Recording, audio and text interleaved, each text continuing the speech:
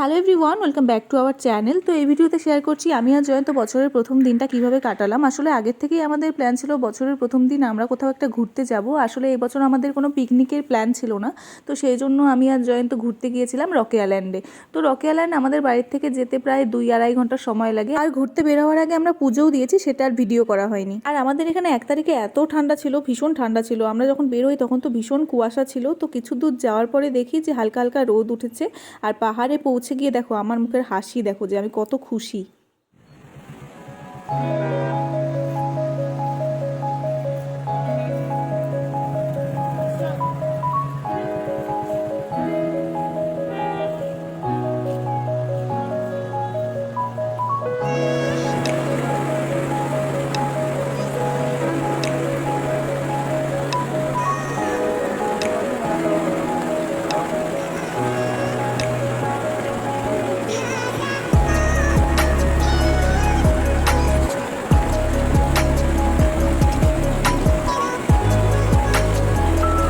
ওখানে কিছুক্ষণ থাকার পরে আমরা অনেক ছবি টবি তুলেছি, তারপর অনেক ভিডিও করেছি আর অনেক মজাও করেছি। আর পাহাড়ে গেছি, মোমো খাবো না এটা তো আমি ভাবতেই পারি না।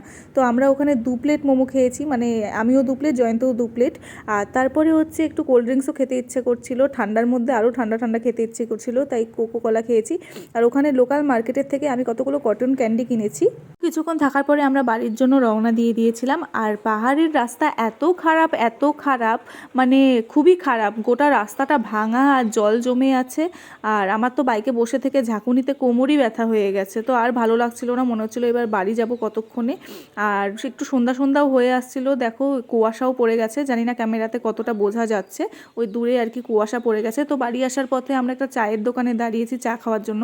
আসলে আজকে আমাদের মোমো ছাড়া কিছুই খাওয়া হয়নি সারাদিন। তারপরে সুগার অ্যান্ড স্পাইসে যাই, তারপরে দুজনে দুটো পেস্ট্রি খাই, আর আমি খাই চিকেন স্যান্ডউইচ, আর জয়ন্ত খাই চিকেন 65 রোল। তারপরে খেয়ে নিয়ে আমরা বাড়ি চলে আসি। তো বছরের প্রথম দিনটা তো আমাদের এইভাবেই কাটলো। আজকের জন্য টাটা, দেখাবে নেক্সট ব্লগে।